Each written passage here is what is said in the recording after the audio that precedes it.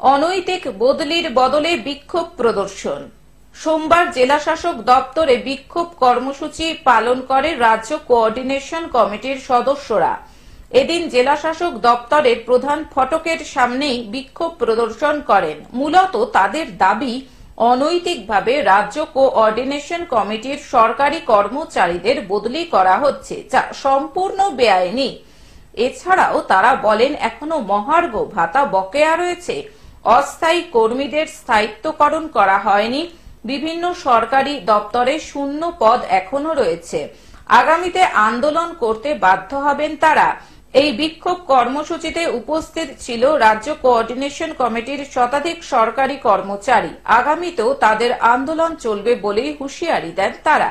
আমরা দেখেছি যে গত 1 ফেব্রুয়ারি জলপাইগুড়ি জেলা শাসক দপ্তরের অন্তর্গত পঞ্চায়েত এবং গ্রাম উন্নয়ন বিভাগ থেকে উচ্চবর্গীয় কর্মীদের একটি বদলির আদেশনামা প্রকাশিত হয়েছে।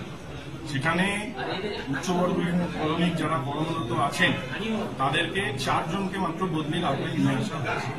আমরা বদলি প্রশাসন পরিচালনার স্বার্থে এবং প্রশাসনিক জনস্বার্থে বদলির বিষয় নিয়ে নীতিগতভাবে কোনো আমাদের বিরোধ নেই। আমরা জানি রাজ্য সরকারি কর্মচারী হিসাবে তারা যখন বদলি হতে পারে, সেটা নিয়ে আমাদের কোনো বক্তব্য নেই।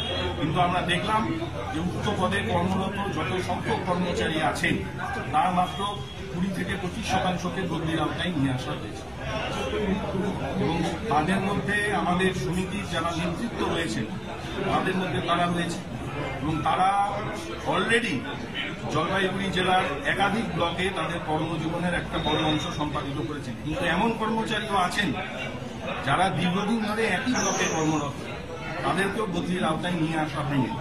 স্বভাবতই আমাদের দাবি, আমাদের ওটা মনে হয়েছে এটা নিয়ম বহির্ভূত বদলি এবং এই নিয়ম বহির্ভূত বদলি যাতে প্রত্যাহার করা হয়, সেই বদলির আদেশনামা যেভাবে বার করা হয়েছে সেটা যাতে পুনর্বিবেচনা করা হয়, তার দাবি নিয়ে আজকে এখানে জমায়েতের কর্মসূচি টিফিন মেলায় প্রতিপালিত হয়।